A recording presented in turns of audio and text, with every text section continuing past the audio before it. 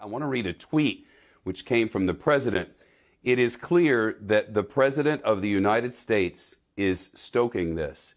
That's not a matter of opinion. That is observation and fact. Here's what he said on Twitter a short time ago, quoting now, Mike Pence didn't have the courage to do what should have been done to protect our country and our Constitution, giving states a chance to certify a corrected set of facts, not the fraudulent or inaccurate ones which they were asked to previously certify. USA demand the truth. Of course, as is so often the case, that is just not true. Mike Pence does not have the authority under the Constitution and the law to do anything more than he has done today. We researched this thoroughly. His is the role of a moderator. He is one who leads the process. He is a presenter and nothing more in that. He has no authority to undo the will of the people, which is what the president was asking for the Congress to do. It's what he was asking Republicans to do, to undo the will of the people. He portrays this as a fraudulent and inaccurate, the ballots. This has been litigated, and that is not the case. A sad state of affairs when the President of the United States is stoking this sort of anarchy, but that's where we find ourselves this afternoon. Kayla, if there have been more breaches, we don't know about them, but the pictures, the still images of people climbing the walls to get inside the Capitol, there has never been anything like this in the history of the country. This sort of matter has taken place since the beginning of the country's inception, and there was one time when there was one objection when things went off the rails for a moment, but were quickly put. We've never had anything like this, Kayla.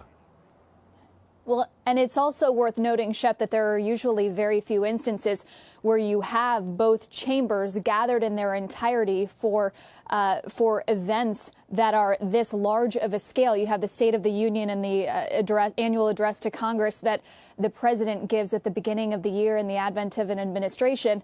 And then you have a day like today where there's the counting of these votes. But there has been such an outsized focus on what is going to be happening today at the Capitol, and reporting from a wide variety of outlets and networks about the possibility of threats because of the sensitive nature of what's going on there today. And certainly the president and his tweet going after Mike Pence and saying that he did not have the courage to do what needed to be done today.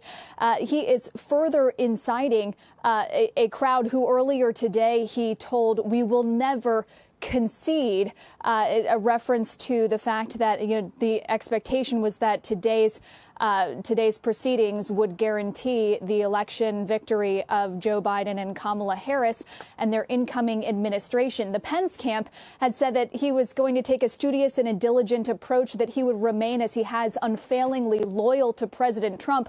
But outside advisors to the vice president note that he was in a no-win situation in this situation because he might have future political ambitions of his own.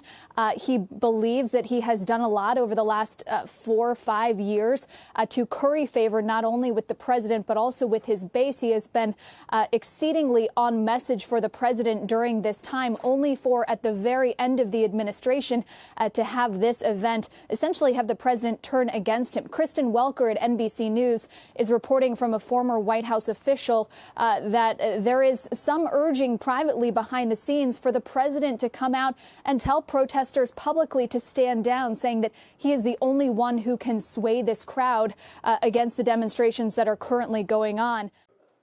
Shepard Smith here. Thanks for watching CNBC on YouTube.